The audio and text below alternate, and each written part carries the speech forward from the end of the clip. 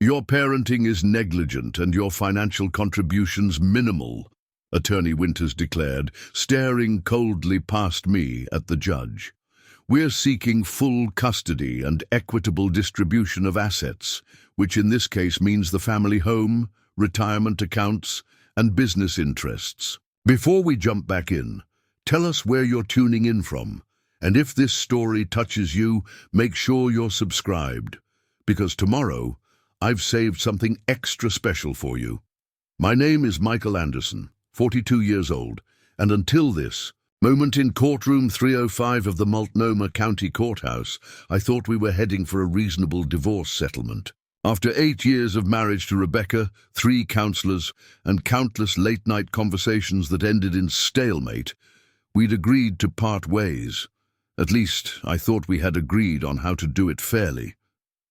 Judge Richardson peered over his glasses, his expression unreadable, as Rebecca sat composed beside her shark of a lawyer. I glanced at my attorney, Sarah Jenkins, who squeezed my arm reassuringly, but I could see the concern in her eyes. This wasn't the direction we'd prepared for. The divorce papers had appeared on our kitchen counter 4 months ago, not entirely unexpected, but still a punch to the gut. Rebecca and I had been drifting apart for years, her increasingly frequent business trips creating a distance neither of us knew how to bridge. I'd tried to keep things together for our kids, Emma and Jacob, who deserved parents who at least respected each other. When Rebecca suggested a conscious uncoupling with shared custody and fair asset division, I believed her. We'd even talked through a preliminary plan over coffee one Saturday while the kids were at soccer practice. But something had changed in the last month. Rebecca stopped answering my texts about the kids. Meetings with our mediator were cancelled. Then came the legal notices, a new high-powered attorney, and suddenly I was fighting for more than just my marriage. I was fighting for my children and everything I'd worked for. Mr. Anderson has a documented history of placing work above family obligations, Attorney Winters continued, her voice cutting through my thoughts. The children have primarily been in my client's care, as evidenced by school records showing Ms. Taylor as the emergency contact for 87% of school activities. I flinched at the use of Rebecca's maiden name. She'd already erased our shared history in every possible way. The evidence being presented painted a picture I barely recognized. An absent father, a peripheral figure in his children's lives, a husband who'd contributed little to the family's success. Sarah stood up. Your Honor, these characterizations are simply untrue. Mr. Anderson has been an engaged father throughout the marriage. He coaches Jacob's baseball team, volunteers at school events, and has arranged his work schedule specifically to be present for his children. The emergency contact forms reflect a practical arrangement based on the proximity of Ms. Anderson's home office to the school, not the level of parental involvement. I watched Judge Richardson making notes, his expression still neutral. The morning proceeded with one accusation after another. I was financially controlling, despite Rebecca earning more than me for the past 5 years, emotionally unavailable, despite the counseling I'd initiated, and most painfully, unfit to have my children overnight without supervision. By lunch recess, I was shell-shocked. In the hallway, Sarah guided me to a quiet corner. They're going scorched earth, Michael. This isn't about facts. It's about creating a narrative the judge might believe. But it's all lies, I hissed, running my hand through my hair. I've never missed a school concert. I'm the one who takes Jacob to therapy for his anxiety. I taught Emma to ride a bike, to swim. I'm there every single day. I know, Sarah said, her voice steady. But Rebecca's team is painting you as the stereotypical distracted dad who suddenly wants to play father after the divorce is filed. They're claiming your recent involvement is just for show. I leaned against the wall, remembering the night. 3 years ago, when Emma had the flu, how I'd sat up with her until dawn while Rebecca slept, both of us having presentations the next day. Or last winter when Jacob was struggling with math, and I'd created special games to help him understand fractions. The camping trips, the bedtime stories, the scraped knees and nightmare comforts. How could anyone reduce that to statistics on a legal brief? "What's really going on here?" I asked. "This isn't Rebecca. She knows what kind of father I am." Sarah hesitated. Her attorney's reputation precedes her. Victoria Winters doesn't just win cases, she obliterates the opposition. There's talk that she encourages clients to go for maximum advantage, regardless of circumstances. But why would Rebecca listen to her? We talked about what's best for the kids. "Financial advice, perhaps," Sarah suggested carefully. "Your tech company's valuation has increased significantly in the past year. If she can establish that you've been minimally involved as a parent and secure full custody, the support calculations change dramatically.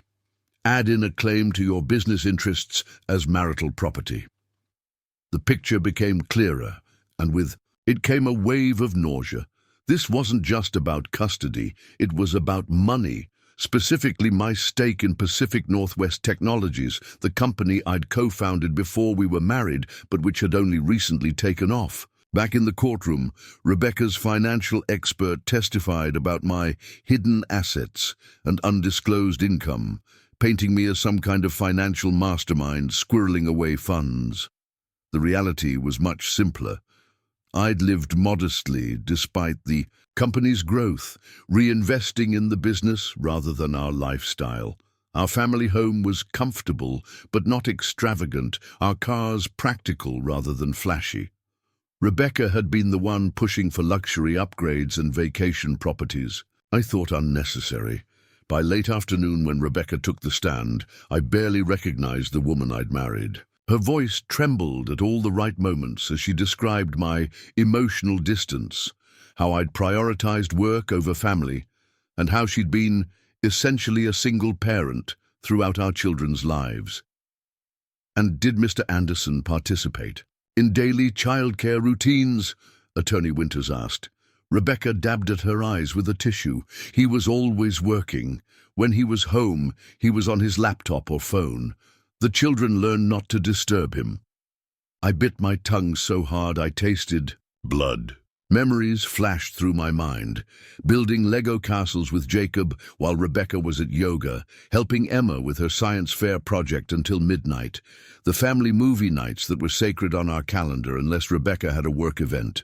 "Your Honor," Rebecca continued, her voice breaking, "I've tried for years to make Michael see how his absence affected our family. The children need stability, routine, and a parent who puts them first.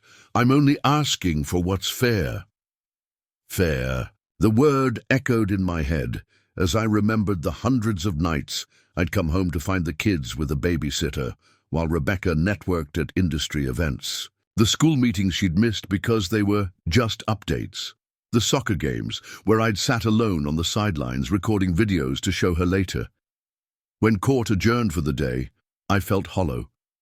Outside, rain poured down in typical Portland fashion, matching my mood. My phone buzzed, a text from Daniel, my oldest friend. "Hang in there. Remember what we talked about." What we'd talked about was evidence. When Rebecca's behavior had first shifted, Daniel had suggested, "I document everything, just in case," he'd said. At the time, I'd resisted the idea of treating my marriage like a crime scene, but as things deteriorated, I'd reluctantly begun keeping records. That night, I sat at my kitchen table in the small apartment I'd rented after moving out of our family home. Emma and Jacob were with Rebecca this week, and the silence was deafening. Preparing and narrating this story took us a lot of time, so if you are enjoying it, subscribe to our channel. It means a lot to us. Now back to the story. I opened my laptop and began organizing files. Text messages showing Rebecca cancelling her time with the kids. Emails where she'd acknowledged my parenting contributions. Calendar entries documenting my presence at school events while she was out of town. And then there were the videos. Not secret recordings, but ordinary family moments I'd captured over the years. Emma's 10th birthday, where Rebecca arrived 3 hours late.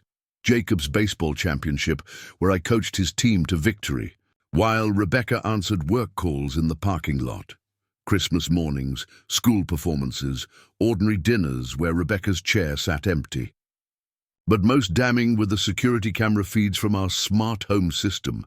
When we'd installed it 2 years ago, it was for peace of mind while traveling. Neither of us had thought about how it would silently document our family life, archiving motion-triggered clips to a cloud server we both had access to. I hadn't planned to use any of this. Despite everything, I didn't want to hurt Rebecca or turn our divorce into an uglier battle than it already was. But she'd left me no choice. This wasn't just about me anymore. It was about my children and their right to have both parents in their lives. The next morning, I arrived at court with a hard drive and a knot in my stomach. Sarah reviewed what we had and nodded grimly. "This changes things. But Michael, are you sure? This will be difficult for everyone." "I'm sure," I said quietly. "The kids deserve the truth. So does the judge." As the day's proceedings began, Rebecca's boss testified about her exemplary work-life balance and dedication to her family. Her sister described me as perpetually distracted and uninvolved in family gatherings. A neighbor claimed she rarely saw me with the children. When it was our turn, Sarah called me to the stand. I spoke honestly about our marriage, its strengths and failures, my commitment to my children, and my desire for true co-parenting despite our divorce. "Mr. Anderson," Sarah said finally, "do you have any response to the characterization that you've been an absent father who prioritized work over family?" I took a deep breath. I believe actions speak louder than words, and I'd like to submit evidence that documents our family life over the past 3 years. Attorney Winters immediately objected, claiming surprise evidence, but Sarah calmly explained that these were simply family records directly relevant to claims made by the plaintiff. Judge Richardson allowed it, and the first video began playing on the courtroom's AV system. It was footage from our living room, date-stamped 18 months ago. Jacob was struggling with homework while I sat beside him, patiently explaining the concept. In the background, Rebecca's voice could be heard. "Michael, I need to go to Seattle tonight instead of tomorrow. Can you handle the kids' schedules for the next 3 days?" My recorded voice replied, "But you promised to take Emma dress shopping for the father-daughter dance. I have the product launch meeting. I can't reschedule." "Just figure it out," Rebecca's voice responded, followed by the sound of the front door closing. The clip changed to me in Emma's room later that same night, helping her select a dress. From her closet instead, both of us making the best of the situation. "It's not as fun as shopping for a new one," my recorded voice said, "but you look beautiful in all of these." "It's okay, Dad," Emma replied. "I know Mom's job is important." Another clip showed me cooking dinner while helping both kids with homework, the timestamp indicating it was 8:30 p.m. on a school night. Then another of me reading bedtime stories, attending parent-teacher conferences alone, taking a sick Jacob to the doctor. But the most revealing footage came from the previous month, after Rebecca had filed for divorce, but before she'd hired Attorney Winters. It showed Rebecca and another woman I recognized as her friend Melissa, sitting at our kitchen island, glasses of wine in hand. "So, you're really going for full custody?" Melissa asked. Rebecca sighed. "Victoria says it's the only way to get a fair financial settlement. Michael's company is finally worth something, and she says if I establish that I've been the primary caregiver, I can get the house, most of his retirement, and possibly even a percentage of his business." "But hasn't he been, super involved with the kids?" Melissa asked, sounding confused. "Every time I see your family, he's the one wrangling them." Rebecca waved dismissively. "That doesn't matter. Victoria says it's about creating a compelling narrative for the judge. Michael's always documented everything, but it's my word against his unless he has literal proof, and who records their daily life as a parent? I felt sick watching it, remembering how I'd been at Jacob's therapy appointment when this conversation happened, how I'd had no idea my marriage had already been reduced to a financial strategy. The courtroom was silent when the clips ended. Rebecca sat frozen, her face pale. Attorney Winters was furiously writing notes. Judge Richardson's expression had finally changed from neutral to something harder to read. Perhaps disappointment, perhaps anger. "Your Honor," Sarah said quietly, "we have dozens more examples documenting Mr. Anderson's consistent involvement in his children's lives, as well as Ms. Anderson's acknowledged strategy to misrepresent their parenting arrangement for financial gain. We can continue if necessary." Judge Richardson held up his hand. "That won't be necessary at this time." He turned to Rebecca. "Ms. Anderson, were you aware these recordings existed?" Rebecca glanced at her attorney before answering. I didn't realize our security system kept clips for so long." "And would you like to revise any of your previous testimony regarding Mr. Anderson's involvement in your children's lives?" The look Rebecca gave me was a complex mixture of shame and defiance. "The videos don't show everything, Your Honor." "Few things do," Judge Richardson replied. "We'll take a 30-minute recess. I suggest both parties use this time to reassess their positions." In the hallway, Rebecca's attorney huddled with her in intense conversation. Daniel appeared at my side, having watched from the gallery. "You okay?" he asked. I wasn't sure how to answer. The evidence had been compelling, but I took no pleasure in it.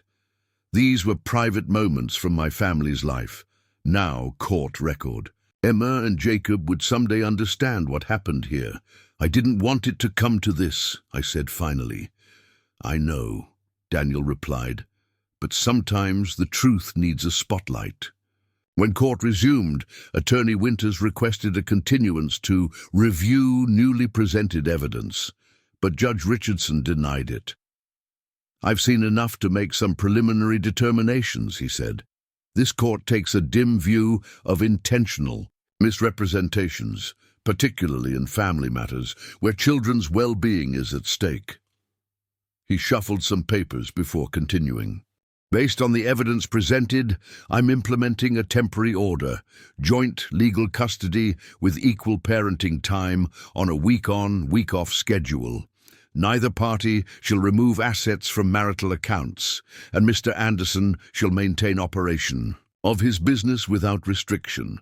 Further financial determinations will require forensic accounting, which I'm ordering to be conducted by a court-appointed neutral expert." Looking directly at Rebecca, he added, "The court reminds both parties that family court is not a venue for strategic advantage, but for determining what truly serves the children's best interests. I strongly encourage a return to mediation with these facts now in plain view." Outside the courtroom, Sarah was cautiously optimistic. "This is a good start. The judge clearly saw through the narrative they were creating." I nodded, feeling no triumph, just relief and lingering sadness. As we gathered our materials, I noticed Rebecca approaching alone, her attorney conspicuously absent. "Michael," she said, her voice low, "can we talk? Without the lawyers?" Sarah raised her eyebrows, but I nodded. "Give us a minute," I told her. When we were alone, Rebecca seemed smaller somehow, the polished corporate executive facade cracked. "I never thought you'd have all that," she said. "I never thought I'd need it," I replied simply. She looked away. "Victoria said you wouldn't have documentation, that fathers rarely do. She said judges usually side with mothers unless there's clear evidence otherwise. So you decided to lie? About me? About our children's lives?" "I was angry," she admitted, "and scared. When the company started taking off after all those lean years, I felt entitled to more than just standard division. I was there during the hard times too. I would have been fair, Rebecca, you know that. All you had to do was ask instead of trying to take everything, including the kids. She didn't respond directly. What happens now? What I wanted from the beginning. We co-parent. We split.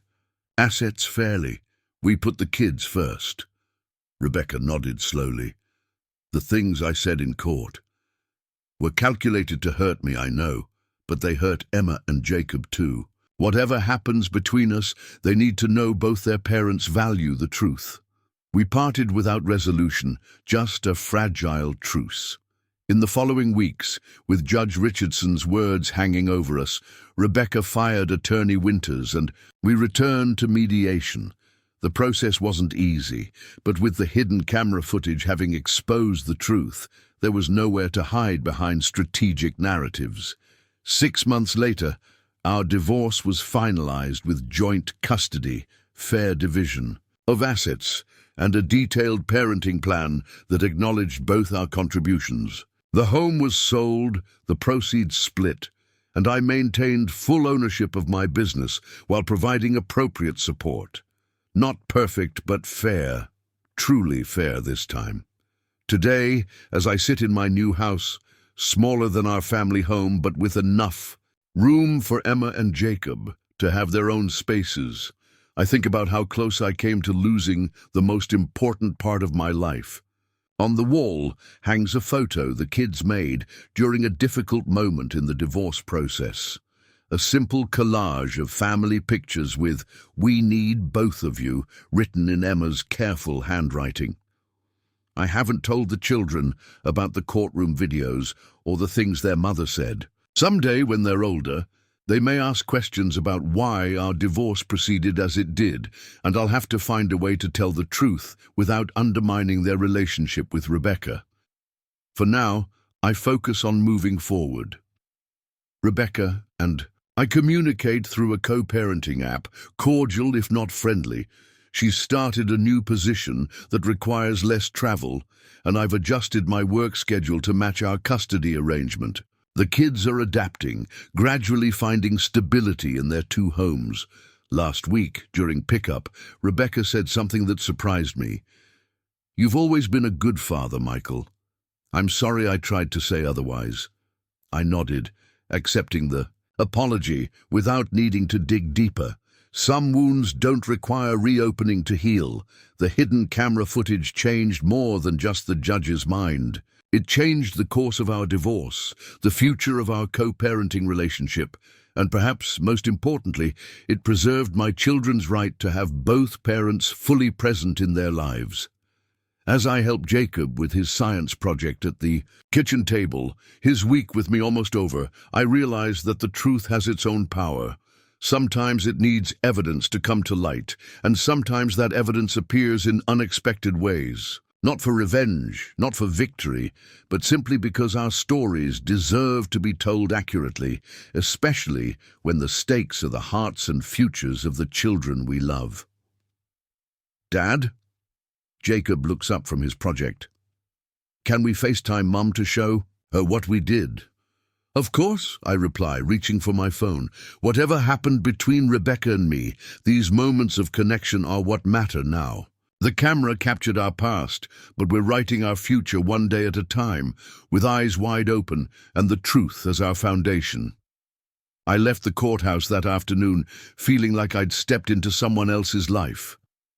The drive to my apartment was a blur of green traffic lights and grey Portland drizzle, matching the fog that had settled over my thoughts. How had we reached this point? The Rebecca I married wouldn't have done this. We had promised each other, even as our marriage crumbled, that we would protect Emma and Jacob from the worst of it. My apartment felt especially empty when I returned. It was a decent 2-bedroom in a modern building downtown, close to Pacific Northwest Technology's offices and only 15 minutes from the kids' school, but it lacked the warmth of a home. No crayon marks measured height progressions on the walls. No refrigerator art gallery displayed Emma's latest masterpieces. No Lego landmines waited to ambush my bare feet at night. All those comforts remained in the Lake Oswego house, where Rebecca now lived alone when the kids weren't there. I opened my laptop and clicked through work emails mindlessly, unable to focus.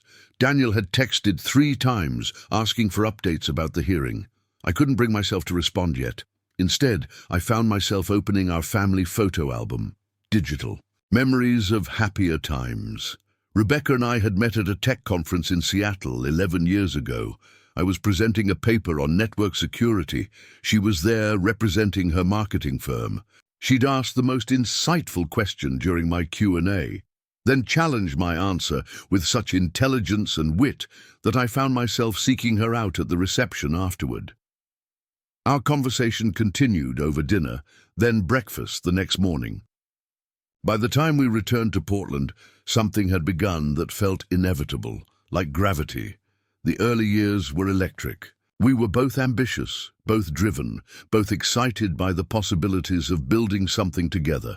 When Pacific Northwest Technologies was just 3 people working out of my garage, Rebecca brought us our first major client through her marketing connections. When she was passed over for promotion despite her exceptional work, I stayed up all night helping her strategize her next career move. We were partners in the truest sense. Emma arrived 3 years into our marriage, a planned but still miraculous addition to our lives. Rebecca took 6 months of maternity leave, and I adjusted my schedule to be home by 5:30 every day. We were tired but deliriously happy, taking turns with midnight feedings and diaper changes, marveling at our daughter's tiny fingers and bright, curious eyes. Jacob followed 3 years later, completing our family. The photos from that period showed 4 genuinely happy people. Family beach trips to Cannon Beach, backyard barbecues, holiday gatherings with extended family. Rebecca and I might be standing a bit further apart in the later photos, our smiles a touch more strained, but the kids always looked secure, always looked loved. When had things started to shift? Perhaps it was when Rebecca returned to work. After Jacob was born, this time taking only 3 months of leave and returning to a more demanding role. Or maybe when my startup finally secured serious funding, necessitating longer hours during a critical growth phase. The changes were subtle, almost imperceptible. Date nights postponed, conversations abbreviated, small irritations magnified. We tried to course correct. 3 different marriage counselors over 4 years, weekend getaways, scheduled talk time after the kids were in bed. But the distance continued to grow, filled with resentments neither of us fully articulated. Rebecca turned down a promotion that would have required relocation, silently blaming me for limiting her career. I scaled back involvement in key projects to handle more parenting responsibilities, wondering if she noticed or cared. Looking at these photos now, I could see the gradual transformation, not just in our relationship, but in Rebecca herself. The woman who once spontaneously suggested midnight picnics on our apartment balcony had become increasingly focused on appearances, status, material success. The house in Lake Oswego had been her idea, a status symbol in one of Portland's most prestigious neighborhoods, complete with country club membership neither of us had time to use. But when had she become someone who would deliberately try to separate me from our children? When had money become more important than truth? My phone buzzed, interrupting my thoughts. It was a text from Emma, using Rebecca's phone. "Dad, can you help me with my science project tomorrow? Mom says she's too busy." My heart twisted. Tomorrow wasn't my scheduled day. We were still operating under the temporary arrangement that gave me Wednesdays and every other weekend while the divorce proceedings continued. Before I could reply, another text arrived. "This is Rebecca. I have an unexpected client dinner. Can you take the kids until 9 p.m.? The irony wasn't lost on me. In court, her attorney had portrayed me as an absent father who couldn't be bothered with childcare. Yet here was Rebecca asking me to cover for her work commitment. Exactly the type of flexibility we'd always extended to each other as working parents. Of course, I replied. I'll pick them up from school. I added, after a moment's hesitation, Rebecca, what happened today in court? That wasn't what we agreed to. The three dots appeared and disappeared several times before her response came through. We can talk another time. Victoria believes this approach is best. Best for whom? I typed, then deleted it without sending. There was no point arguing. Via text. Instead, I simply wrote, looking forward to seeing the kids tomorrow. I called Daniel back, finally ready to talk. As my oldest friend and the technical co-founder of Pacific Northwest Technologies, he was one of the few people who knew every aspect of my life, professional and personal. That bad? He asked as soon as he heard my voice. Worse, I replied, and recounted the day's events. Daniel listened without interrupting, a rare skill that made him both an excellent friend and an invaluable business partner. She's going. After your stake in the company, he concluded when I finished. That's what this is really about. But we started P&T before we were married, I pointed out. She has no claim to it legally.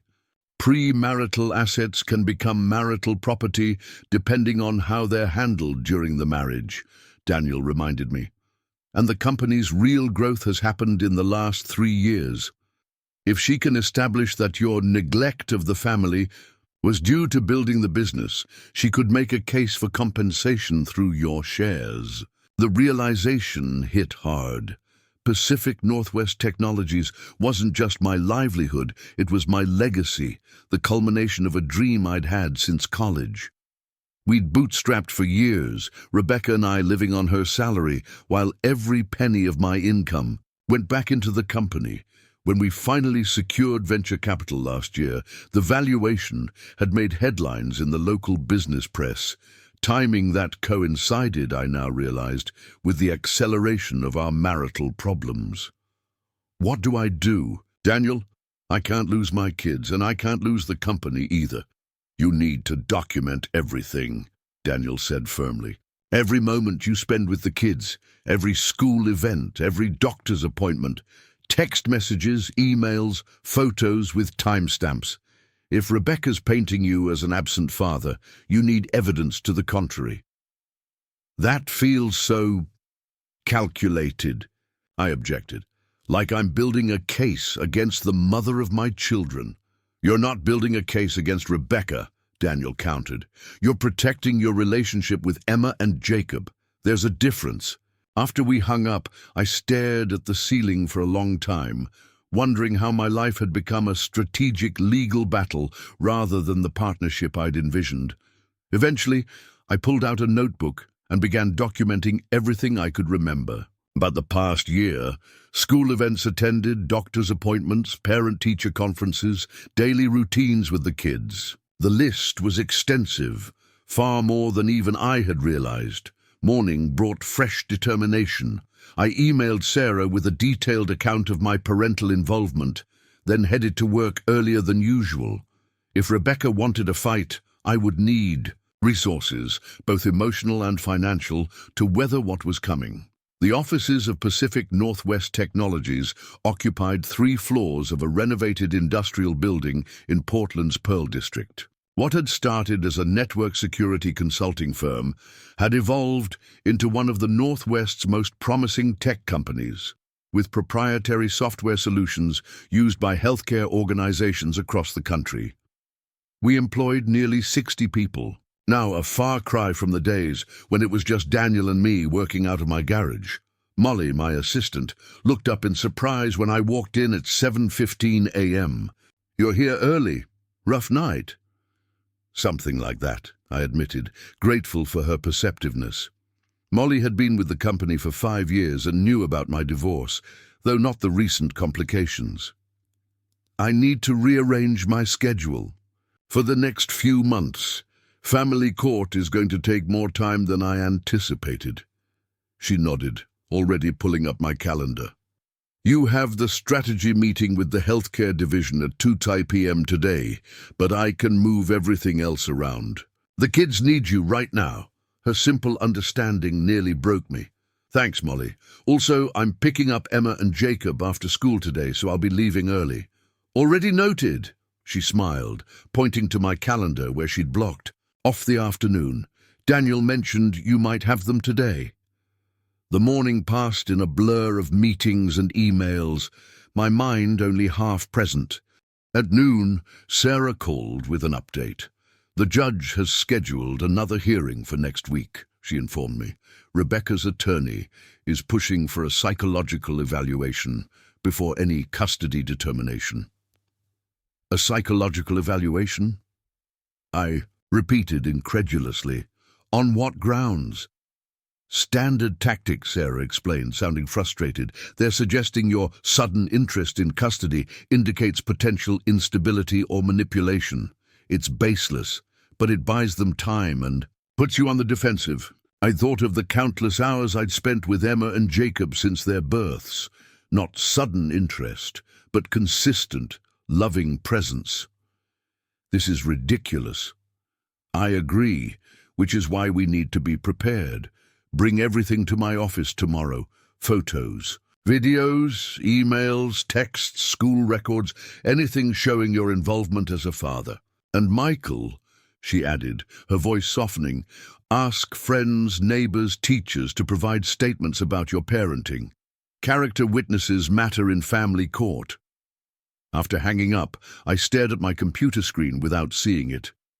The thought of asking people to vouch for me as a father felt humiliating. How had it come to this? The answer came in a flash of memory. Rebecca, 6 months ago, casually mentioning a colleague whose divorce had resulted in significant financial settlement because her husband had been labeled an uninvolved parent. I'd barely registered the conversation at the time, too preoccupied with a system crash at work. Now, it seemed ominously prescient. At 2:30 p.m., I left the office to pick up the kids from school. Emma, now 12, spotted me first, her serious face breaking into a smile as she hurried across the schoolyard. Jacob followed more slowly, his 9-year-old energy seemingly contained today. Dad!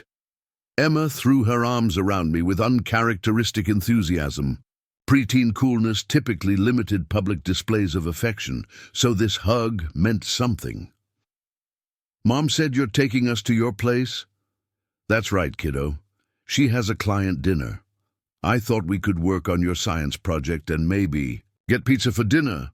Yes, Jacob suddenly animated. Can we get the one with the stuffed crust? As we walked to my car, Emma slid her hand into mine. Another unusual gesture lately. Dad, are you and Mom fighting about us? The question stopped me cold. What makes you ask that? She shrugged with forced casualness. Mom's been making weird comments. Like yesterday, she asked if I remembered who took me to the father-daughter dance last year, and if I remembered who helps me more with homework. It was like she wanted specific answers. My chest tightened. Was Rebecca coaching the children to support her custody claims? Emma, your mom and I both love you. Very much. We're trying to figure out how to live apart while still being the best parents we can be. Sometimes that means asking questions to understand what works best for you and Jacob. Emma's shrewd eyes, so like her mother's, studied my face. But you're not going away, right?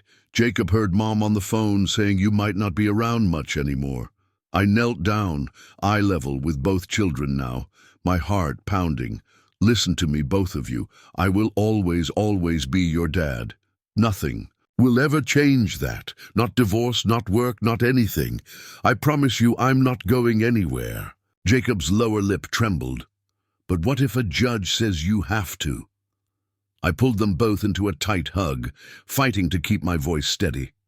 That's not going to happen. No matter what, we'll figure this out. At my apartment, I tried to maintain normalcy, helping Emma with her volcano project while Jacob built elaborate Lego structures on the living room floor.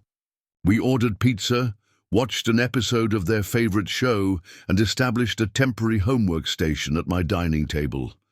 But beneath the ordinary routine, my mind was racing. The children clearly knew more about the divorce proceedings than they should. Rebecca and I had agreed to shield them from the legal aspects, presenting a united front about co-parenting. That agreement, like so many others, now seemed broken. After getting them settled with toothbrushes and pajamas, duplicates of everything they had at home now resided at my place. I sat on the edge of Emma's bed for our nightly chat. "Dad," she said hesitantly, "if you had to tell someone what kind of father you are, what would you say?" The question was so clearly planted that it broke my heart. "I'd say I'm the kind of father who loves his children more than anything in the world," I answered carefully. "The kind who tries his best every day, even when he makes mistakes. Why do you ask?" Emma fidgeted with her blanket. "Mom's lawyer asked me that. She said I might need to talk to the judge about you and Mom." I took a deep breath, controlling my anger. "Emma, you shouldn't have to worry about these adult problems. Your job is to be 12, not to get involved in legal matters." "But what if they make me choose?" Her voice was small now, frightened. "No one will make you choose," I promised, hoping it was true. "And if anyone tries to ask you difficult questions or make you uncomfortable, you tell me or Mom right away." After kissing both kids goodnight, I stepped onto my small balcony and called Sarah, keeping my voice low to avoid being overheard. "Victoria Winters is interviewing the children," I said without preamble. "Emma just told me they're prepping her for possible testimony." Sarah's sharp intake of breath told me this was as serious as I feared. "That crosses a line. We can file a motion to prevent the children from being involved in proceedings. No judge likes seeing kids put in the middle. Emma says they might have to talk to the judge about you and Mom." Those were her exact words. "I'll draft the motion tonight," Sarah assured me. "And, Michael, this actually works in our favor. The court takes a very dim view of parents who involve children in divorce strategies. Document exactly what Emma told you, word for word." After hanging up, I leaned against the railing, looking out at Portland's twinkling skyline. The city I loved, the place where I'd built my life, suddenly felt like hostile territory. In the apartment behind me, my children slept in beds that still felt new, in rooms decorated hastily to provide some sense of home. In the Lake Oswego house, Rebecca was probably returning from her dinner to rooms filled with family history we'd never make again. For the first time since the divorce began, I allowed myself to feel the full weight of anger, not just at Rebecca, but at the entire situation. The legal system that turned parents into adversaries, the financial incentives that corrupted emotional decisions, the way children became bargaining chips in adult games. My phone buzzed with a text from Rebecca. "On my way to pick up the kids. Be there in 20. I responded with a simple, "They're asleep. Why not let them stay the night? I can take them to school tomorrow." Minutes passed before her reply came. "That wasn't the agreement. They're already in pajamas, tucked in bed. Seems cruel to wake them just to move them." Another pause, then, "Fine, but I expect them at the house directly after school tomorrow." The small victory felt hollow. This wasn't how co-parenting was supposed to work, like a chess match where every concession was tactical rather than practical. I thought of Emma's science project, still half-finished on my dining table. She'd need more time to complete it before Friday's fair. "Emma needs to finish her volcano tomorrow. Can I have them until dinner?" The response took so long I thought she might not answer. Finally, "Victoria advises against additional unscheduled time." I stared at the phone in disbelief. Our daughter's science project was now subject to legal strategy. I typed back, "This isn't about Victoria, it's about Emma's education. 6 p.m. tomorrow, no later." I set the phone down, too frustrated to continue. Through the glass door, I could see Jacob's small form in the guest bed, his favorite stuffed dinosaur clutched tight against his chest. In the second bedroom, Emma's long hair spilled across her pillow, her expression peaceful in sleep. These precious children deserved better than to become collateral damage in their parents' war. Tomorrow, I decided, I would begin gathering evidence, not just for court, but for Emma and Jacob's sake. Someday, they would need to understand why their family had fractured, and I was determined that the story they heard would be the truth. Not Rebecca's version, not Victoria Winters's strategic narrative, but the honest accounting of two people who had loved each other once, who still loved their children, but who had forgotten how to fight for their family instead of against each other. With newfound resolve, I began making lists, people to contact for statements, documents to gather, moments to remember. If Rebecca wanted to rewrite our history, she would find that the truth had its own power. And I was finally ready to speak. Morning arrived, with the gentle chaos I'd missed since moving out. Jacob bouncing on my bed at 6:30 a.m., Emma shuffling in with bedhead and a request for pancakes, both talking over each other about school assignments and playground politics. For a moment, it felt like the life we'd had before, and the knot in my chest loosened slightly. "Dad, can we have chocolate chips in the pancakes?" Jacob asked, already heading toward the kitchen with single-minded purpose. "Only if fruit goes. On top," I bargained, following him. "Deal." "Deal," both kids chorused. I'd stocked my apartment with their favorite foods, duplicated their morning routines, even matched the brand of toothpaste they used at Rebecca's. These small consistencies mattered, anchors in the stormy seas of divorce. As I mixed pancake batter and sliced strawberries, I observed them surreptitiously, looking for signs of stress. Jacob seemed relatively unchanged, his natural exuberance intact, but Emma carried a new watchfulness, an adult worry that had no place on a 12-year-old's face. "So the science project," I said casually, flipping a perfectly golden pancake. "What's left to do?" Emma perked up. "I need to finish painting the volcano and test the baking soda reaction. Ms. Winters says mine has the best design in class." "Ms. Winters has excellent taste," I agreed, sliding pancakes onto their plates. "We'll work on it after school today." "But Mom said we're only staying till 6, Emma reminded me, her fork suspended midair. "I know. That should give us enough time if we're focused. And if not, maybe we can continue tomorrow." Jacob, mouthful of pancake, mumbled something unintelligible. "Chew first, buddy," I laughed. He swallowed dramatically. I said, "Mum told Aunt Jen you're not supposed to have us tomorrow. I heard her on the phone." I kept my expression neutral, despite the flare of frustration. "Plans sometimes change, Jake.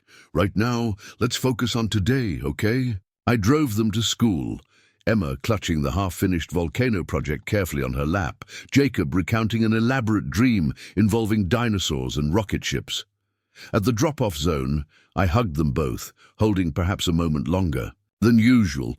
"Remember what I said," I told them quietly. "I'm not going anywhere, no matter what happens with the grown-up stuff." Emma nodded, her eyes too serious. "I know, Dad." "Love you infinity," I said, our old family saying. "Love you infinity +1, they responded automatically, the familiar ritual comforting in its consistency. As they disappeared into the school building, I sat in my car, watching until they were completely out of sight.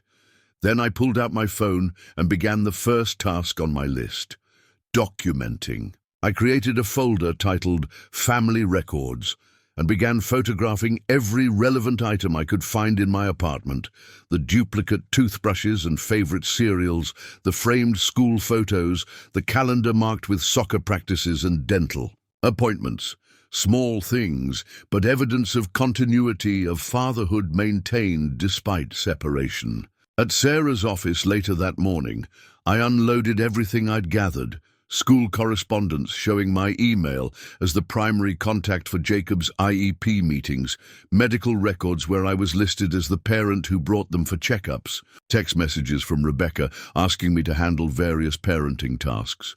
Sarah spread the materials across her conference table, methodically organizing them by date and relevance. "This is good," she murmured. "Establishes a clear pattern of involvement. It feels intrusive," I admitted, "like I'm violating our family's privacy." She looked up, her expression softening slightly. "Michael, I understand this is uncomfortable, but remember, Rebecca's team isn't playing by the same rules. They're willing to coach the children and misrepresent your role as a father. We're not fabricating anything. We're simply presenting the truth." "What about the kids? Emma says they might have to talk to the judge." Sarah nodded grimly. "Unfortunately, in high-conflict custody cases, that sometimes happens. But," she added, seeing my expression, "we've filed a motion to prevent direct child involvement. Children should never be placed in the position of choosing between parents. And if the motion is denied, then we request a guardian ad litem, an independent representative for the children's interests. That's preferable to having them questioned directly in court." I ran a hand through my hair, distressed at the thought of Emma and Jacob caught in legal crossfire. This is getting so complicated. All I want is equal time with my children and fair treatment of our assets. "Which should be straightforward," Sarah agreed, "except that a significant asset is now in play, your company. Has Rebecca ever been involved with Pacific Northwest Technologies?" "Only peripherally. She helped us land our first major client through her marketing connections, and she's attended company events as my spouse, but she's never been employed by PNT or involved in operations." Sarah made notes. "And the company was founded before your marriage?" "Yes, Daniel and I started it about a year before Rebecca and I met, but most of its growth and current value developed during our marriage." "That's the complication," Sarah explained. "Premarital property generally remains separate, but the increased value during marriage could be considered marital property, especially if she can argue she contributed to its growth, or that your focus on the business came at the expense of family responsibilities." The strategy became clearer. Rebecca wasn't just after custody. She wanted a stake in PNT. If she could establish that I'd neglected parental duties to build the company, she could make a case for compensation through my business interests. "We need to counter this narrative," Sarah continued, "not just with evidence of your parenting, but also by demonstrating that your work arrangements actually accommodated family life rather than detracting from it. I thought about my flexible schedule, the home office I'd set up specifically to be available for the kids, the school meetings I'd attended between business calls. I can provide that documentation." "Good. Now, about these supposed recordings Rebecca's lawyer mentioned." My phone buzzed with a text from Daniel. "Emergency at office, system breach, need you ASAP." I showed Sarah the message. "I have to go, technical emergency." She nodded understandingly. "We'll continue tomorrow. And Michael," she added, as I gathered my things, "start recording your interactions with Rebecca, calls, drop-offs, anything. Oregon is a one-party consent state." The irony wasn't lost on me.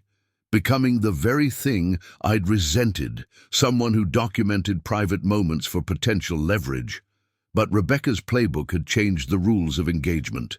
At the office, I found Daniel in the server room, surrounded by screens displaying security logs.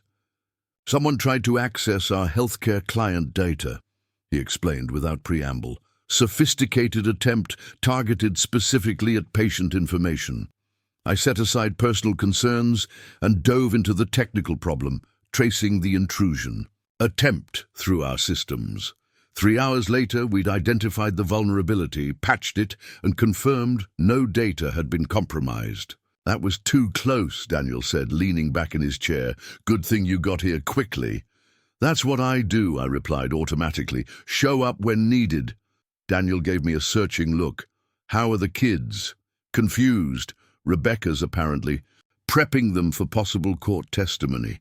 I checked my watch. 3:15 p.m. I need to pick them up from school. We're finishing Emma's science project today. Go! Daniel waved me off. I'll handle the incident report for the healthcare board.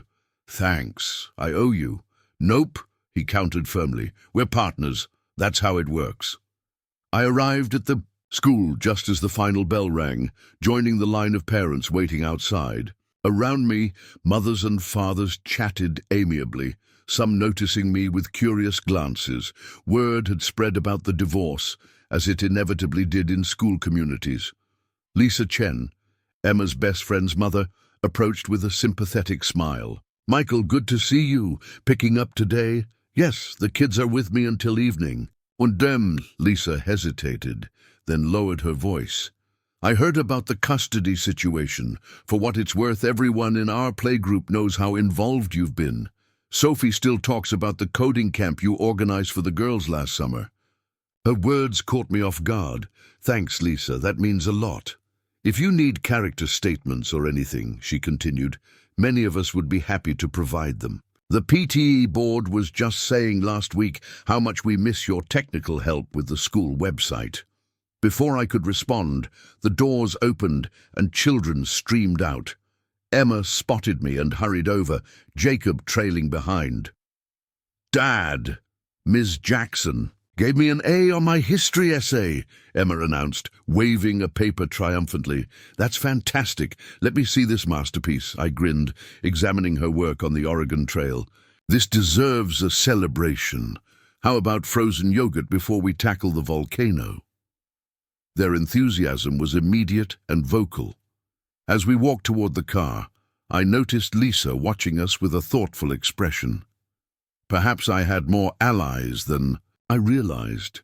At the frozen yogurt shop, Emma and Jacob debated the merits of various toppings while I replied to work emails. A notification appeared, an email from Rebecca's attorney requesting financial documentation going back 5 years, specifically targeting PNT's growth during our marriage. Dad, can I get both sprinkles and gummy bears? Jacob's question pulled me back to the moment. Sure, buddy. Just add some fruit to balance the sugar rush.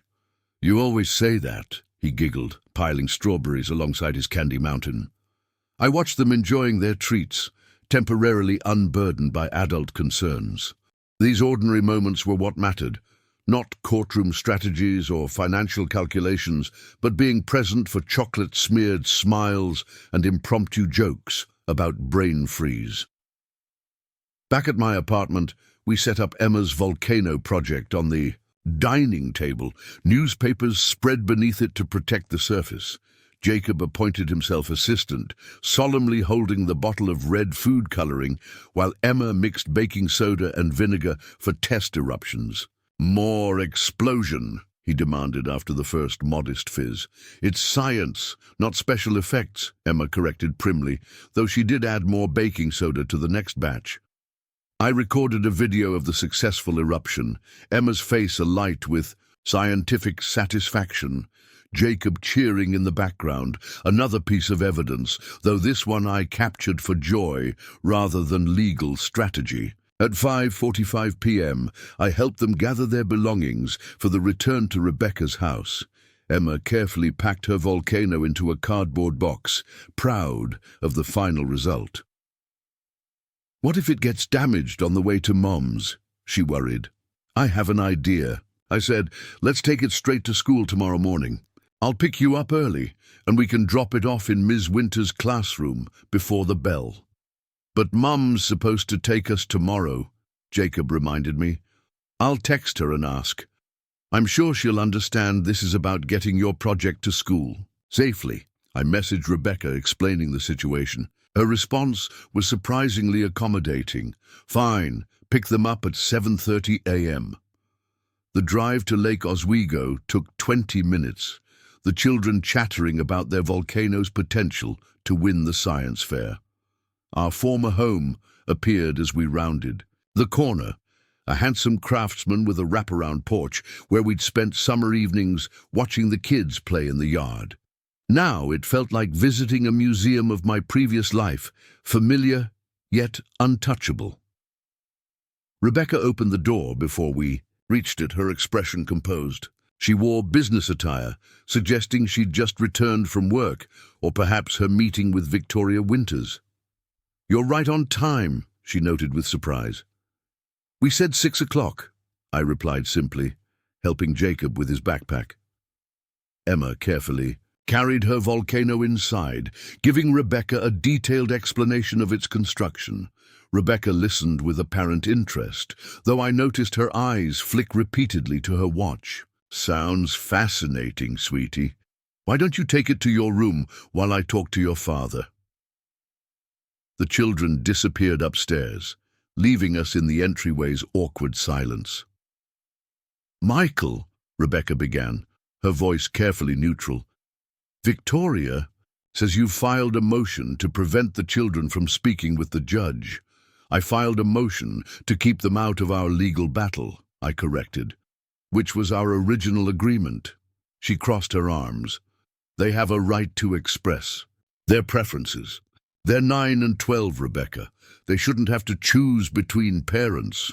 It's standard procedure in custody cases. Not in amicable ones," I countered, which this was supposed to be. Rebecca's professional mask slipped slightly, revealing a glimpse of the woman I'd once known. "Things change." "Yes, they do. Like suddenly going after full custody and my business when we'd agreed on equal parenting time and standard asset division." "What happened to our mediated agreement?" She glanced toward the stairs, ensuring the children weren't within earshot. "Victoria advised a more aggressive approach given the circumstances." "What circumstances?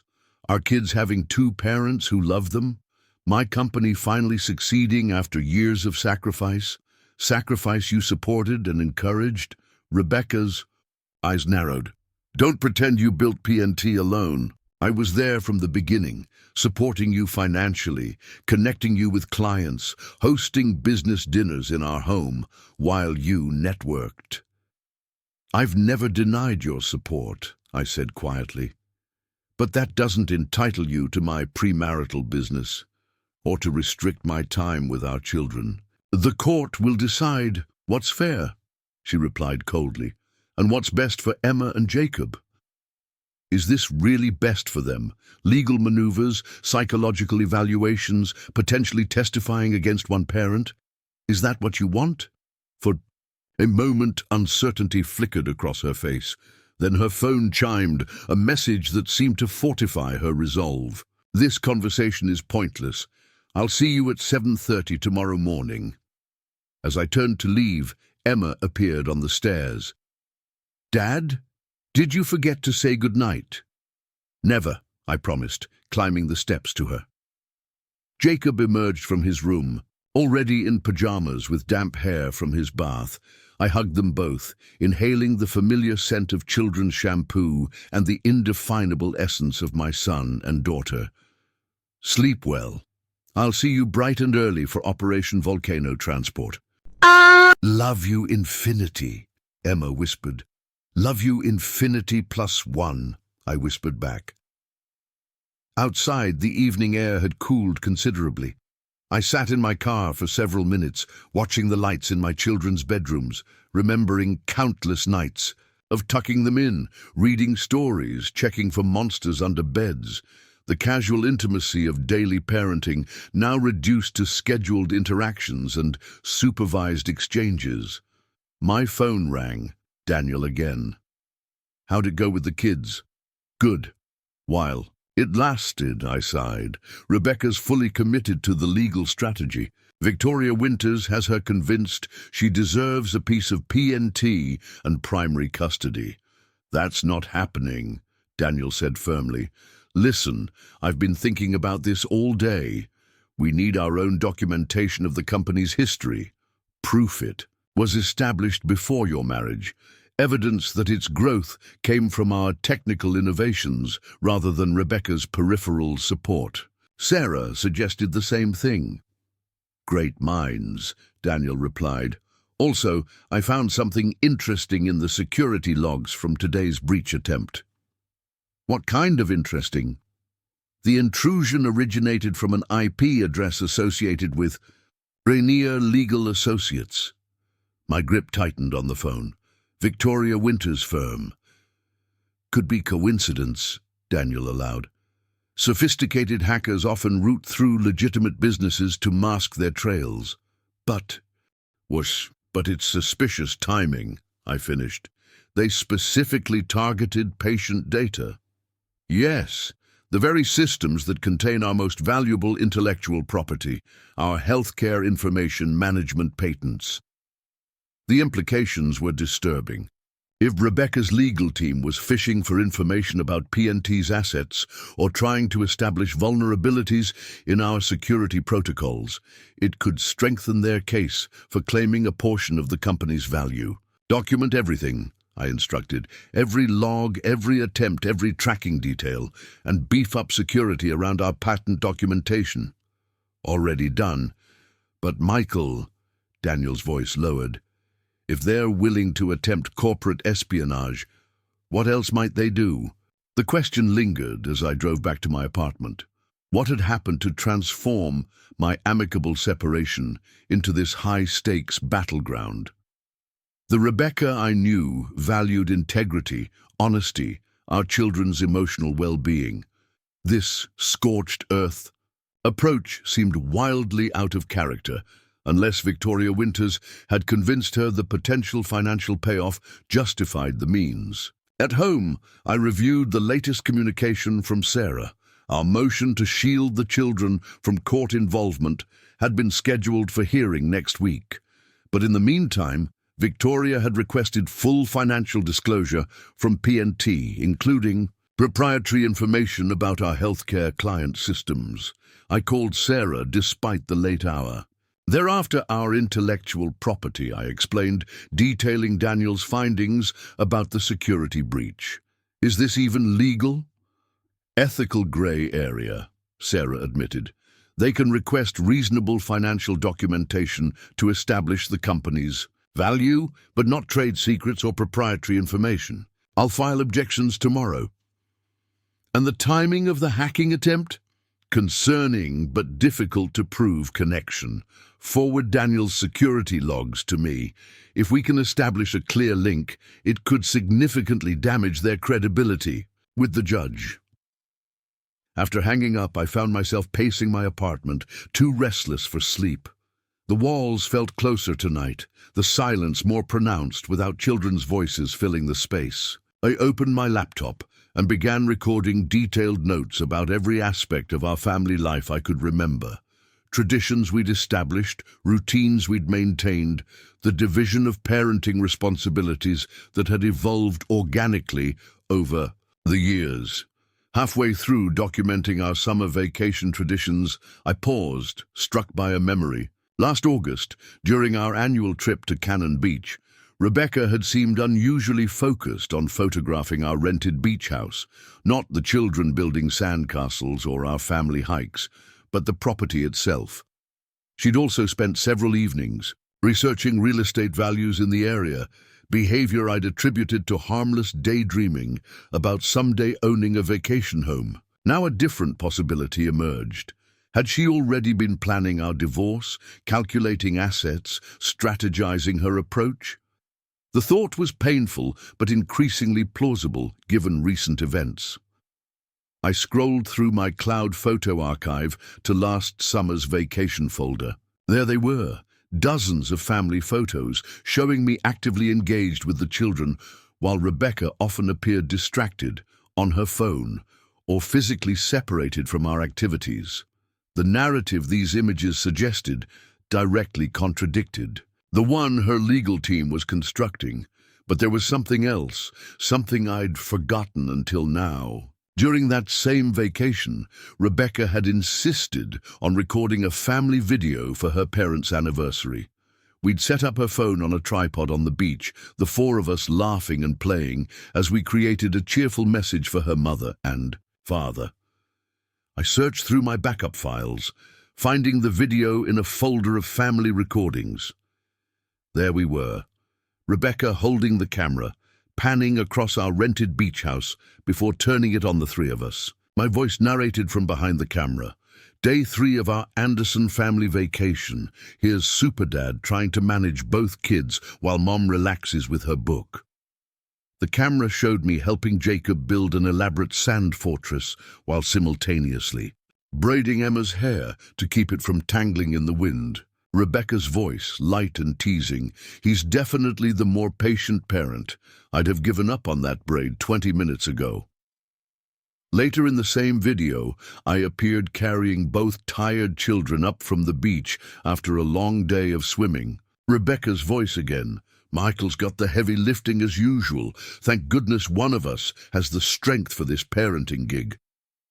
I stared at the screen, my heart pounding. Here was Rebecca herself, casually documenting the exact opposite of what her legal team now claimed, acknowledging my active, engaged parenting, while jokingly admitting her own lesser patience and involvement. This wasn't a deceptively edited moment or an isolated incident. It was one of dozens of similar recordings spanning years of our family life together, honest documentation created with no legal strategy in mind. Rebecca couldn't claim these were fabricated or taken out of context. They were her own recordings, her own words. I immediately forwarded the file to Sarah with a brief explanation, then continued searching through our digital archives with newfound purpose. By 3 a.m., I'd compiled an extensive collection of videos, photos, emails, and text messages, a comprehensive record of our family's true dynamics, directly contradicting Victoria Winter's manufactured narrative. As I finally prepared for a few hours of sleep before the early morning volcano transport mission, my phone buzzed with a text from Sarah. "This changes everything. Don't share with anyone else yet. We may have just found our case changer." For the first time since Rebecca filed for divorce, I felt a glimmer of hope.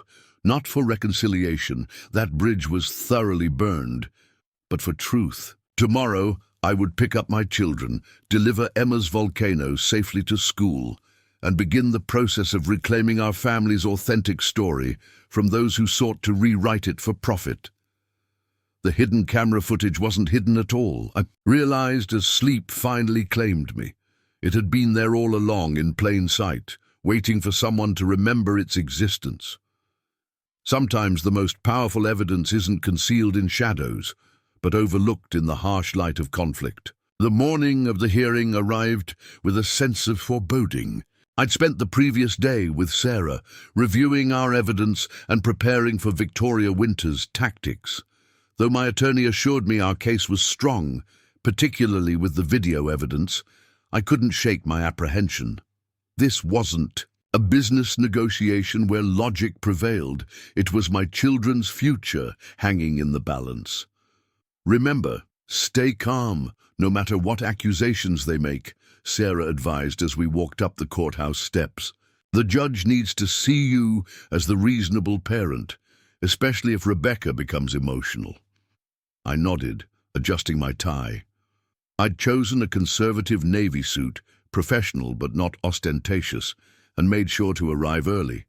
Small details mattered in family court, Sarah had explained. Judges noticed punctuality, appearance, demeanor. The courtroom was smaller than I'd expected, more intimate than the grand halls depicted in television dramas. Rebecca was already seated with Victoria, their heads bent together in whispered conversation. She wore a cream-colored dress that projected approachable sophistication, the perfect image of a devoted mother. Our eyes met briefly before she looked away, her expression unreadable. Daniel slipped into the seat behind me. "Moral support," he whispered. "Also, the security team found additional evidence about that breach attempt." Before I could ask for details, Judge Richardson entered, and the bailiff called the court to order. The formalities proceeded efficiently, case numbers recited, parties identified, preliminary matters addressed. Then Victoria Winters rose, her tailored suit and confident stance projecting authority. "Your Honor, we're seeking primary physical custody for Ms. Taylor, with limited supervised visitation for Mr. Anderson until a comprehensive psychological evaluation can determine his parenting capacity." The audacity of the request made my blood pressure spike, but I maintained a neutral expression, remembering Sarah's coaching. Additionally, Victoria continued, we request that the court recognize Ms. Taylor's substantial contributions to Pacific Northwest Technologies during the marriage, entitling her to 30% ownership interest in the company as part of the marital estate division. 30% would effectively give Rebecca control over major company decisions, potentially derailing years of careful growth strategies. The request was as strategic as it was outrageous. Judge Richardson nodded without revealing his thoughts. Ms. Jenkins, your response? Sarah stood, her posture relaxed but commanding. Your Honor, we're requesting joint legal and physical custody with equal parenting time, consistent with the children's best interests and the parenting arrangement that existed throughout the marriage. She paused, letting her next words land deliberately. Regarding Pacific Northwest Technologies, the company was founded before the marriage and remains separate property. While we acknowledge that the value increased during the marriage, Ms. Taylor's contributions were indirect and personal, not professional or financial.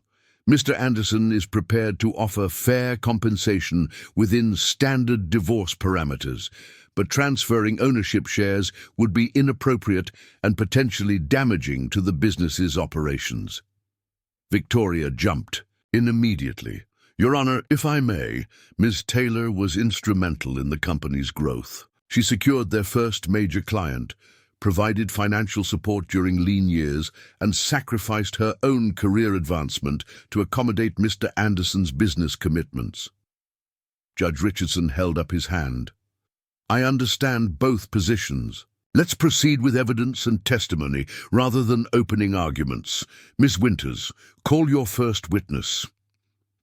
Victoria called Rebecca to the stand.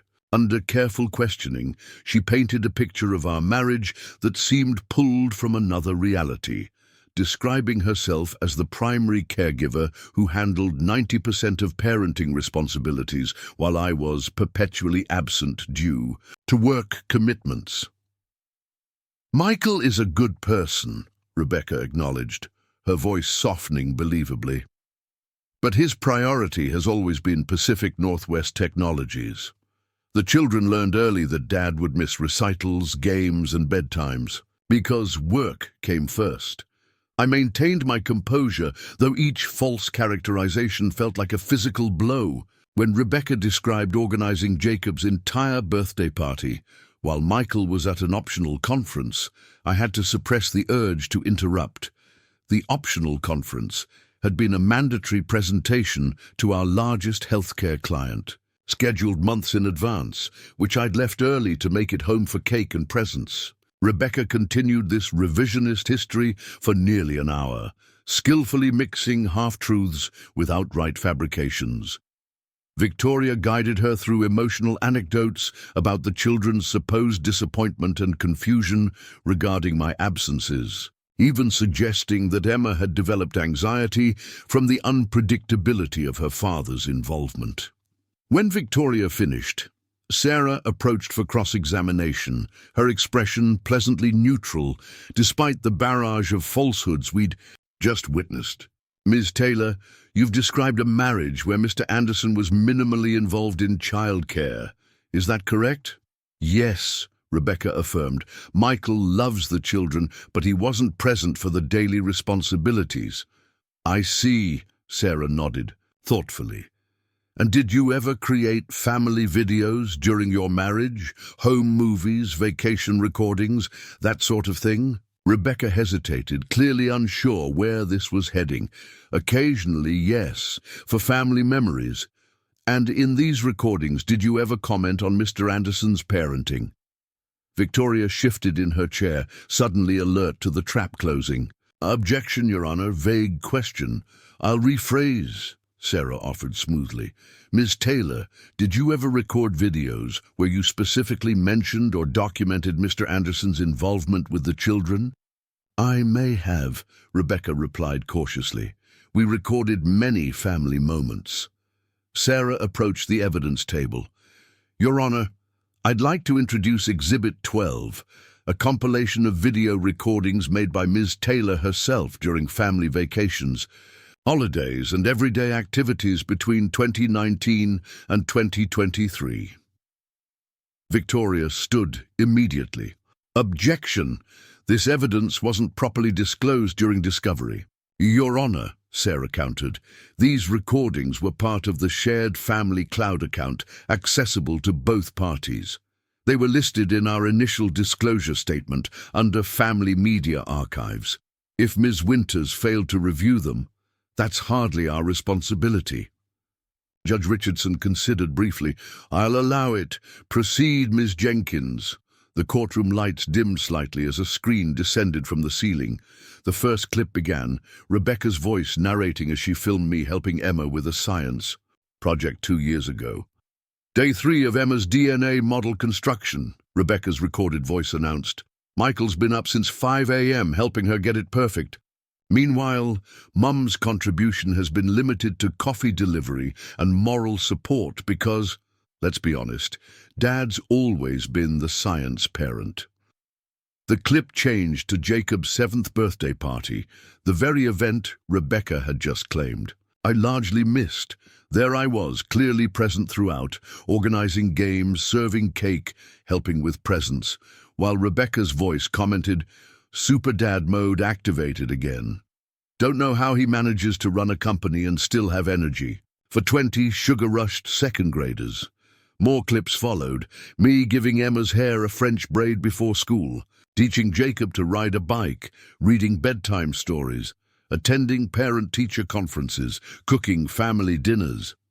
In each one, Rebecca's own narration contradicted her courtroom testimony, describing me as engaged, present, and often the more patient parent. The most damning clip came near the end.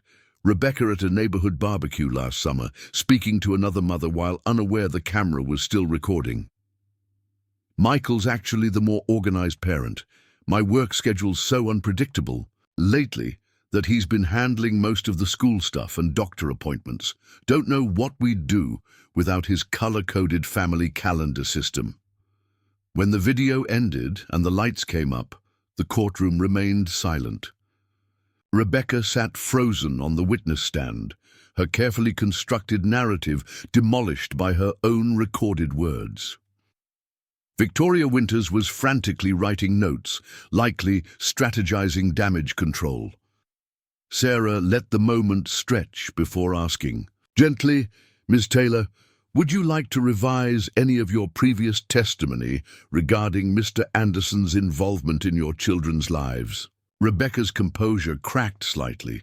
She looked at Victoria, who gave a barely perceptible nod. Those videos show special occasions, Rebecca attempted. The everyday reality was different. Different from what you yourself documented and narrated? Sarah pressed. Different from what you told friends and family when you had no reason to misrepresent the situation? Objection! Victoria interjected. Argumentative.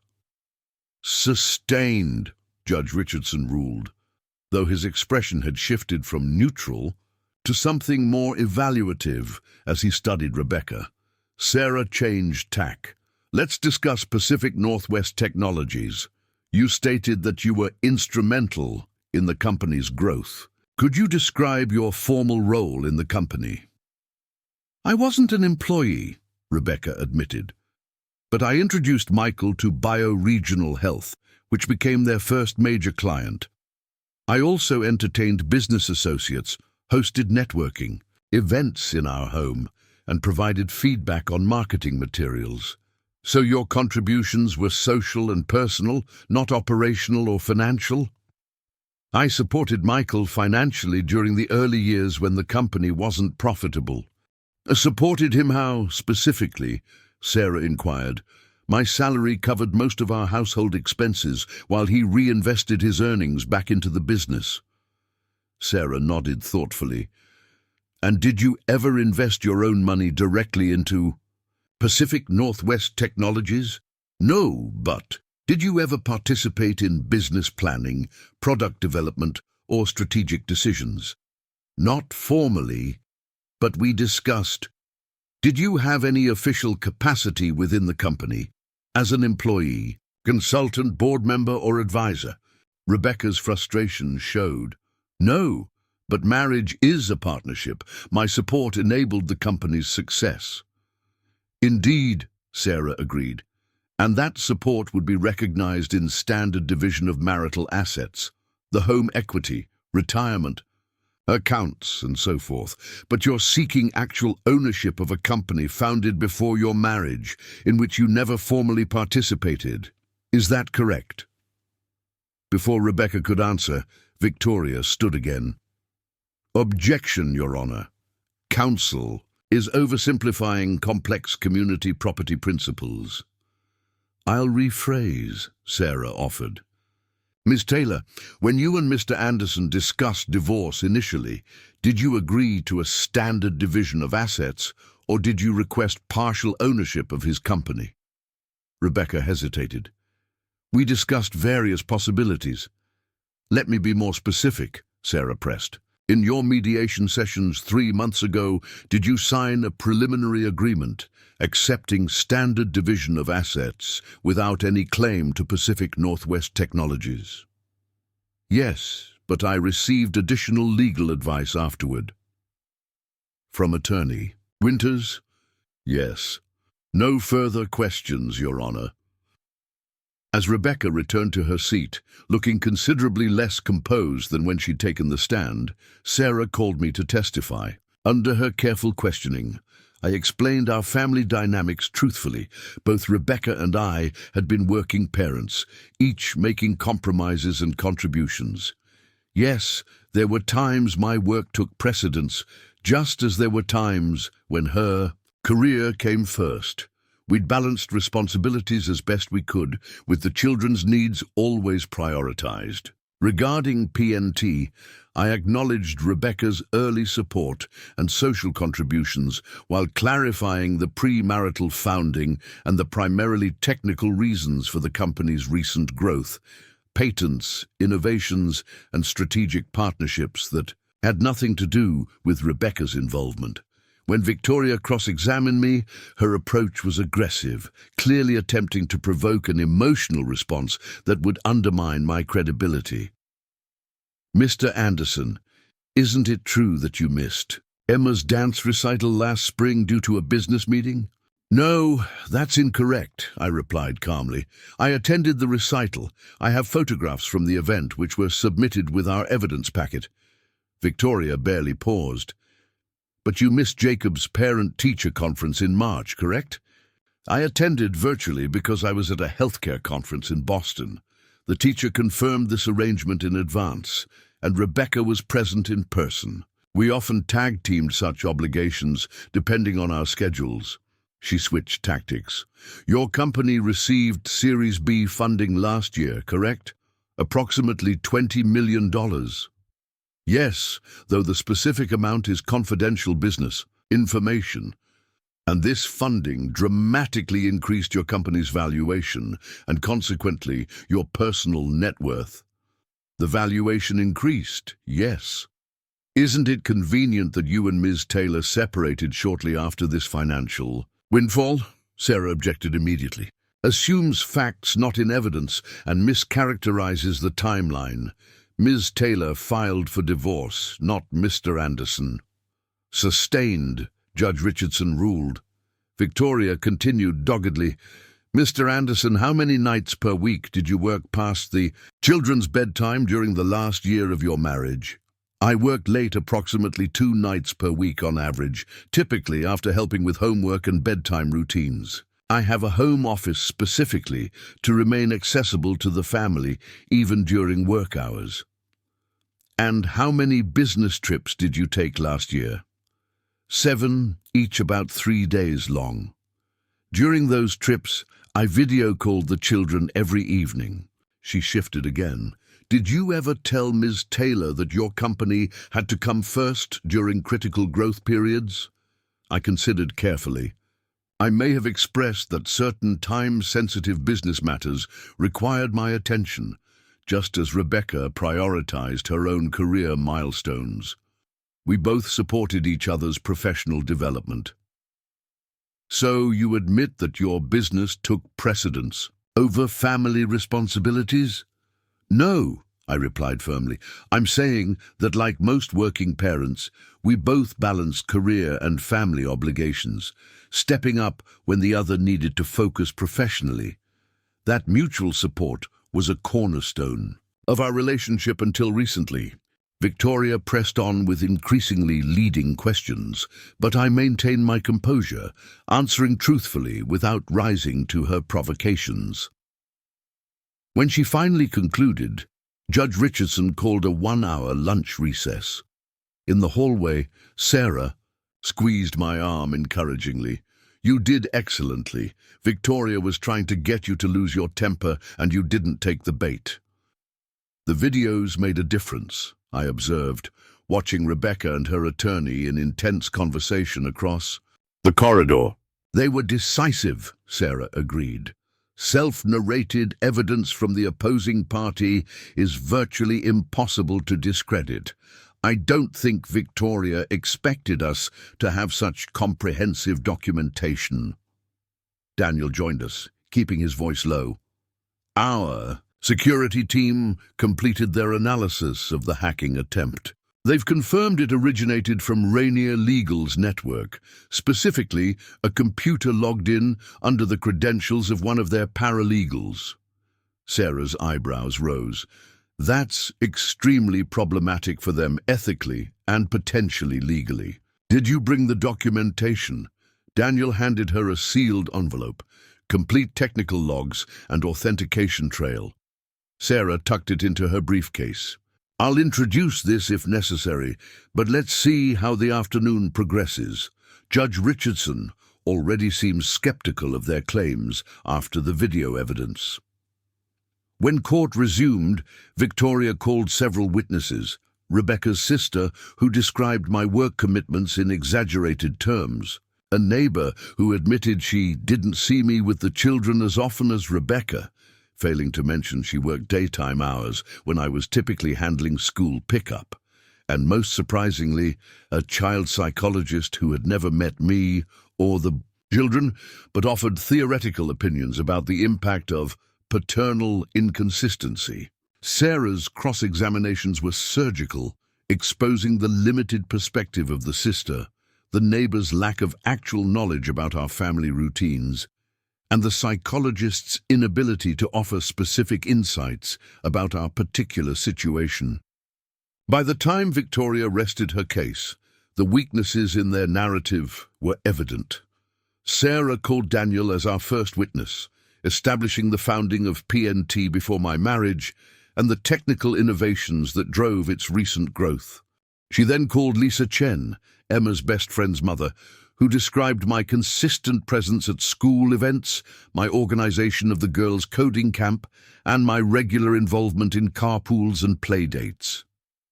In our parent community, Lisa testified, Michael is known as one of the most engaged fathers. He created the school's online volunteer system that we still use today, coaches Jacob's baseball team, and organized the father-daughter dance committee for 2 years running. Next came Emma's science teacher, who described my regular attendance at STEM nights and my volunteering to help with special projects. Jacob's therapist testified about my consistent participation in his anxiety treatment plan, noting that I never missed a session and diligently implemented recommended strategies at home. Throughout these testimonies, I watched Rebecca's expression shift from confidence to concern to something more complicated, perhaps the first recognition that her legal strategy had miscalculated badly. Victoria appeared increasingly grim, her note-taking more aggressive as each witness undermined their carefully constructed narrative. Our final evidence presentation was a calendar reconstruction, meticulously documented proof of my consistent involvement in the children's lives. School emails, medical records, activity registrations, and text exchanges between Rebecca and me revealed a pattern of engaged co-parenting rather than the absentee father story Victoria had attempted to sell. When both sides had presented their cases, Judge Richardson called a brief recess to review evidence before closing arguments. In the tense quiet of the courtroom, I noticed Rebecca watching me with an expression I couldn't quite read. Not quite regret, not quite anger, perhaps something closer to resignation. Victoria leaned in, whispering urgently to her, gesturing toward me occasionally. Whatever strategy they were discussing, Rebecca seemed increasingly uncomfortable, shaking her head slightly at one point. For the first time, I wondered if she had fully understood the implications of the approach Victoria had recommended, not just for the case outcome, but for our family's future. Judge Richardson returned, and Victoria delivered a closing argument that attempted to reframe the evidence, suggesting that the videos showed special occasions rather than daily reality, and emphasizing Rebecca's indirect contributions to PNT's success. The argument felt hollow after the morning's revelations, a desperate attempt to salvage a narrative thoroughly dismantled by Rebecca's own recorded words. Sarah's closing was measured and compelling, focusing on the children's need for both parents and the importance of honesty in family court proceedings. She noted that while divorce inevitably involves emotional and financial considerations, custody determinations must prioritize children's relationships with both parents when no legitimate safety concerns exist. Your Honor, she concluded, the evidence clearly demonstrates that Michael Anderson has been consistently involved in his children's lives, not occasionally, not for show, but daily and meaningfully. The attempt to characterize him otherwise is contradicted by Ms. Taylor's own contemporaneous documentation, the testimony of objective witnesses and comprehensive records. We ask the court to order joint legal and physical custody with equal parenting time, reflecting the arrangement that best serves Emma and Jacob's interests. Regarding assets, Sarah argued that while marital property should be divided equitably, Pacific Northwest Technologies remained separate property founded before the marriage. Rebecca's indirect support, while valuable, was the normal contribution of a spouse rather than a business partnership justifying ownership transfer. Mr. Anderson is prepared to ensure Ms. Taylor receives fair compensation reflecting the increase in the company's value during the marriage, Sarah noted.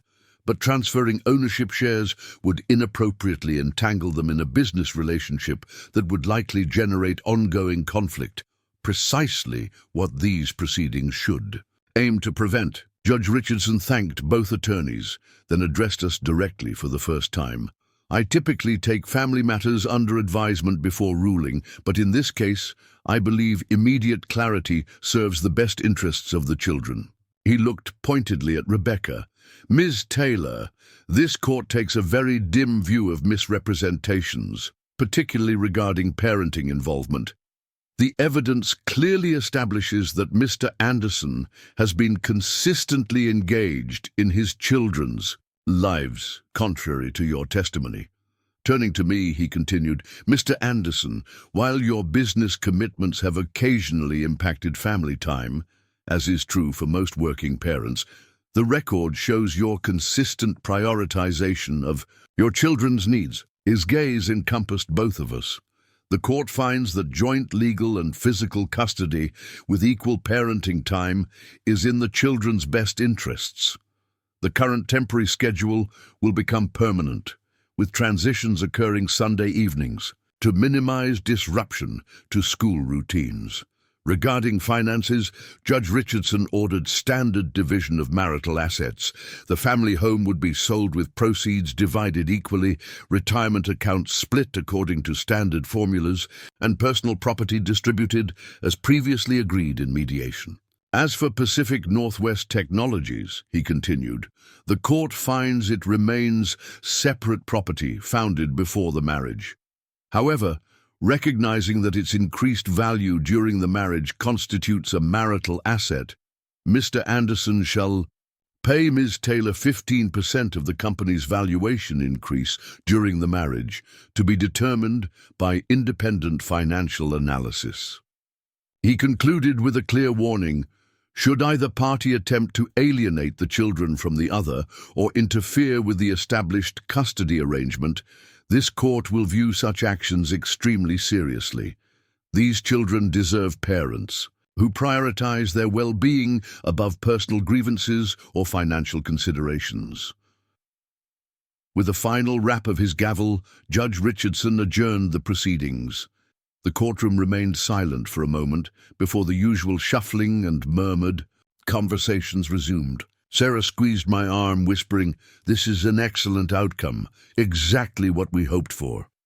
I nodded, relief washing over me in waves. Not victory. I couldn't view any aspect of this painful process as winning, but vindication. The truth had prevailed. My children would remain central in my life, and while the financial settlement was substantial, my company remained secure.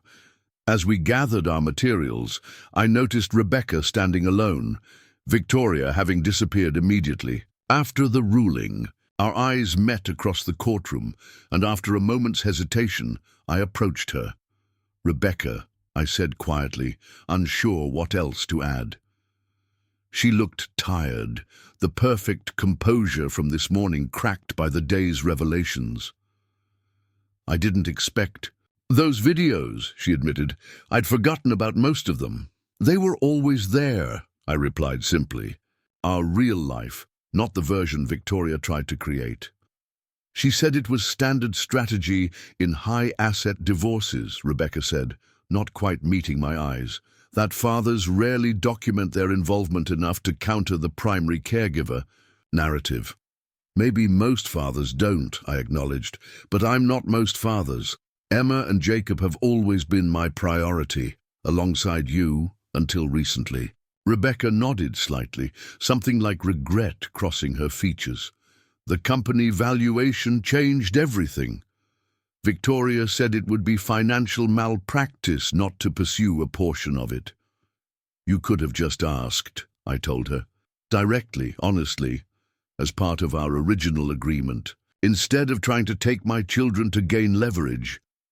She had no response to that, and perhaps none was needed.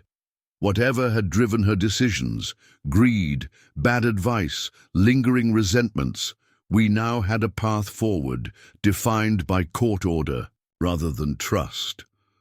"I'll have the children ready Sunday evening," she said finally. "Emma has a dentist appointment Monday morning, so you'll need to take her." "I already have it on my calendar," I replied.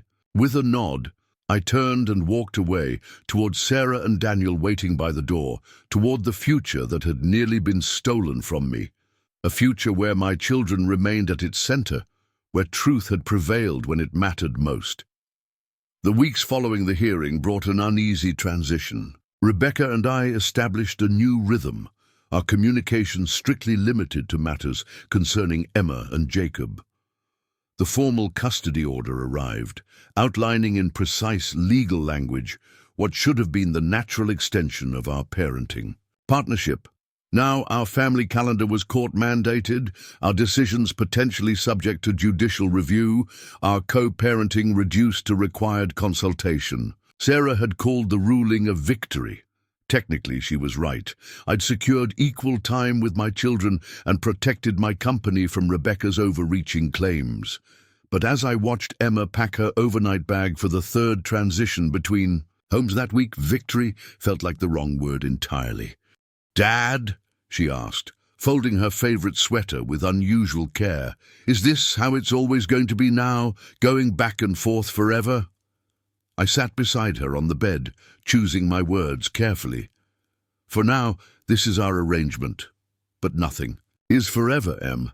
As you and Jacob get older, you'll have more say in your schedules. The important thing is that both your mom and I love you very much, just in different houses now." She nodded, her expression too serious for a 12-year-old. "Mom's been different since court. Quieter. She doesn't talk about you anymore." "Different how?" Emma shrugged. "Just sad sometimes. And she fired Ms. Winters. I heard her telling Aunt Jen that her lawyer gave bad advice." This was news to me. In our limited exchanges, Rebecca hadn't mentioned changing representation. I'd assumed Victoria Winters would continue handling the financial aspects of our divorce, even after her custody strategy backfired. People sometimes make decisions they later regret, I said carefully, especially during difficult times like divorce. Like the things Mom said in court? Jacob's therapist says people sometimes say things they don't mean when they're angry or scared. I hugged her, amazed at her perception. That's very wise. And yes, sometimes adults get caught up in winning arguments instead of finding good solutions. The doorbell rang, Rebecca arriving for pickup. Our exchanges had become rigidly punctual, neither of us willing to deviate from the court-ordered schedule that had replaced our once flexible parenting approach. Emma grabbed her bag. I finished my history project. It's in my folder if I forget, to show you when I come back Sunday. I'll look forward to it, I promised, walking her to the door. Rebecca stood in the hallway, her expression neutral. She wore casual clothes rather than her usual business attire, her hair pulled back simply. The polished corporate executive persona she'd presented in court was nowhere visible. "Emma, can you wait in the car for a minute?" she asked. "I need to talk to your dad, briefly." Once Emma was out of earshot, Rebecca met my eyes directly for what felt like the first time in months. "I've been doing a lot of thinking since the hearing," she began, her voice quieter than usual. "I've changed attorneys. Victoria's approach was not who I want to be as a co-parent." I nodded, uncertain how to respond to this unexpected opening. "The videos," she continued, seeing myself contradict everything Victoria had coached me to say. It was like watching a stranger wearing my face. That's not how I want our children to remember this time in their lives. "I agree," I said simply. "My new attorney specializes in collaborative divorce." She suggested we revisit some aspects of the parenting plan, not to change the time split, but to make it more functional for the kids. The transitions are hard on them. This was the Rebecca I remembered. Thoughtful, child-focused, practical. "I'd be open to that discussion," I replied carefully. She handed me a business card. "Jennifer Lawson. If you and Sarah are willing," she suggested a 4-way meeting to smooth out the rough edges. I took the card, noticing Rebecca's wedding ring was gone. Another transition completed. "I owe you an apology," she said, the words clearly difficult. "Victoria convinced me that aggressive tactics were standard procedure, that the videos would never surface, that your documentation wouldn't matter against my testimony. I let myself believe her because the potential financial outcome seemed worth it. And now? Now I have to look at myself in the mirror every morning," she replied, a flash of the honesty that had once defined our relationship. "And I have to answer when Emma asks why I said those things about you in court." From the car, Jacob honked the horn impatiently, breaking the moment. "We should talk more about this," I suggested. "Maybe coffee next week." Rebecca nodded. "I'd like that." After they drove away, I stood in my doorway feeling strangely unsettled. The anger that had fueled me through the court battle had nowhere to go in the face of Rebecca's contrition. I'd prepared for continued conflict, not conciliation. I called Sarah, who was cautiously optimistic about the development. "Jennifer Lawson has a good reputation for de-escalating high-conflict divorces," she confirmed. "If Rebecca's genuinely changed approach, this could make the financial settlement negotiations much smoother." "She seemed sincere," I admitted, "different from how she's been recently." "People sometimes get caught in the adversarial momentum of divorce," Sarah observed. "A decisive court ruling can be a wake-up call." The following Tuesday, Rebecca and I met at a neutral coffee shop midway between our homes. Without lawyers present, we spoke more freely than we had in months, addressing practical issues the court hadn't considered. coordinating Emma's dance schedule that crossed over custody days, handling Jacob's anxiety about constant transitions, managing holidays in a way that prioritized the children's experience over strict timekeeping. "I've been thinking about the house," Rebecca said eventually. "The court ordered it sold, but that means the kids lose their home on top of everything else." "I've had the same concern," I admitted, "but I can't afford to buy you out, and I assumed you couldn't either." She twisted her coffee cup thoughtfully. "What if neither of us bought the other out? What if we kept it as a joint investment property for now?" I raised an eyebrow. "You mean rent it out?" "No," she said, looking slightly uncomfortable. "I mean keep it for the kids. They stay in the house full time and we're the ones who rotate in and out." The concept was so unexpected, I needed a moment to process it. Bird nesting, I realized.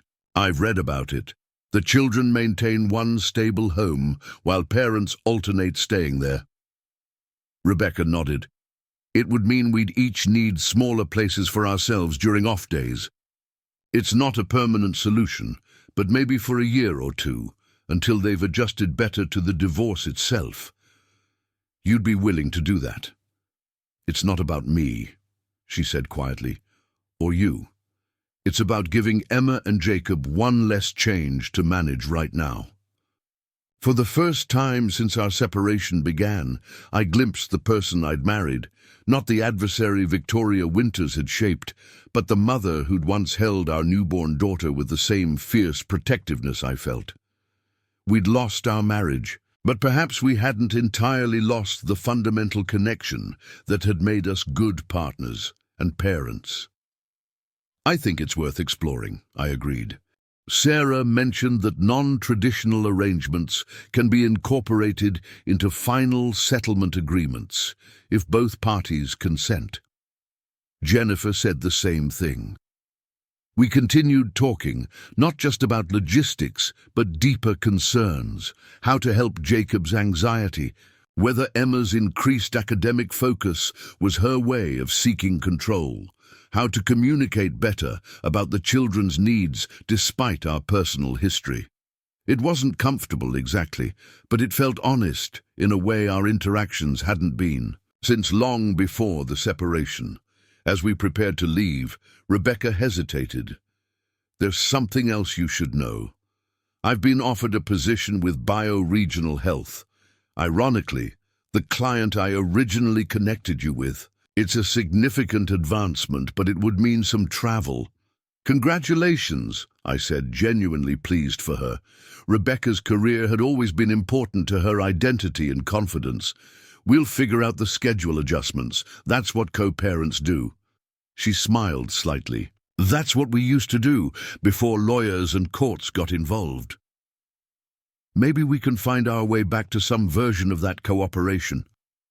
We parted with tentative plans for a 4-way meeting with our attorneys to discuss the bird nesting concept and revisions to the parenting plan. Walking back to my car, I felt lighter than I had in months. Daniel called as I was driving home. "How was coffee with the ex? Civil war or ceasefire?" "Surprisingly productive," I replied. "She's changed lawyers and approach entirely. The power of video evidence," he remarked. "Nothing like watching yourself contradict your own testimony to prompt some soul-searching." "It's more than that," I reflected. I think seeing how the court battle was affecting the kids finally cut through whatever Victoria had convinced her was necessary. "Speaking of Victoria," Daniel said, his tone changing, "the ethics complaint was filed yesterday regarding the hacking attempt. Initial investigation confirms it came from their firm, though they're claiming it was an unauthorized action by a rogue paralegal. I almost feel sorry for them," I admitted.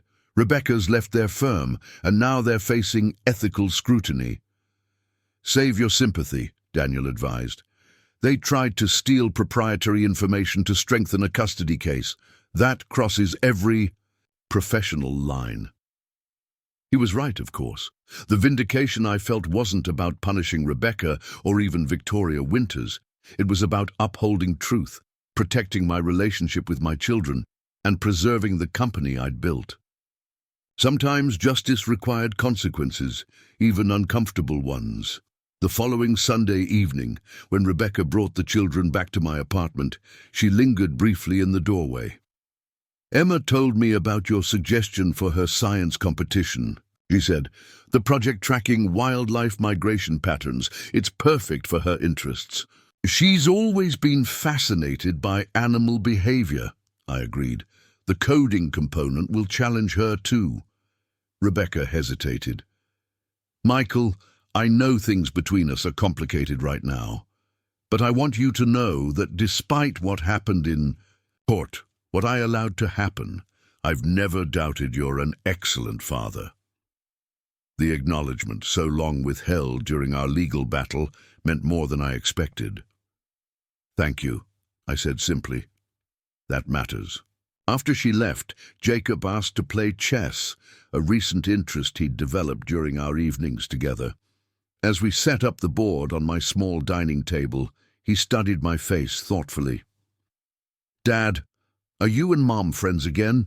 You didn't look mad at each other today." "We're working on being good co-parents," I explained. "That means finding better ways to work together for you and Emma." He considered this while carefully arranging his pawns. "Ms. Chen says being a good loser is as important as being a good winner. Maybe Mom learned how to be a good loser." The surprisingly insightful observation from my 9-year-old made me smile. "It's not really about winning or losing, buddy.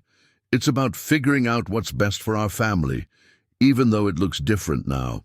Like my chess strategy." He nodded seriously. "Sometimes you have to sacrifice pieces to protect what's most important." As we played, I reflected on Jacob's inadvertent wisdom. The familiar pathways of our marriage had been sacrificed, but the essential connection, our children and the commitment to parenting them well, remained intact. Rebecca and I would never return to what we'd been, but perhaps we could build something new from the wreckage of our legal battle. Not a reconciliation, but a functional partnership centered on Emma and Jacob's well-being. The hidden camera footage that had changed the judge's mind had done more than secure my legal rights. It had shattered the artificial narrative Victoria Winters constructed and reminded both Rebecca and me of our authentic history. Imperfect, certainly, but grounded in truth rather than strategic advantage. 2 months later, we finalized our divorce settlement. The bird nesting arrangement was approved for an initial 1-year period, with the house remaining in both our names. Financial matters were resolved according to standard formulas, with Rebecca receiving fair compensation for the increase in P&T's value during our marriage, but no ownership interest. Most importantly, we established a co-parenting protocol that prioritized flexibility and communication over rigid adherence to schedules. The day we signed the final papers, Rebecca and I walked out of the attorney's office together, the formal dissolution of our marriage now complete. "This isn't how I imagined our story would end," she admitted as we stood in the parking lot. "Maybe it's not an ending," I suggested. "Just a different chapter than we expected." She nodded, understanding what I meant. Our marriage was over, but our connection as Emma and Jacob's parents would continue for a lifetime of graduations, weddings, grandchildren, family milestones yet to come. "See you Friday," she said. "Your turn at the house this weekend." "I'll be there," I promised, the words carrying more significance than their simple meaning. Despite everything we'd been through, the accusations, the court battle, the painful revelations, we had found our way back to the most fundamental truth. Our children deserved parents who could put aside personal grievances for their well-being. As I drove away, I thought about the hidden camera footage that had changed everything, not just the judge's mind, but Rebecca's approach, our co-parenting relationship, our children's future. Sometimes the truth needs only to be seen clearly, to restore what matters most, Up next, you've got two more standout stories right on your screen. If this one hit the mark, you won't want to pass these up. Just click and check them out.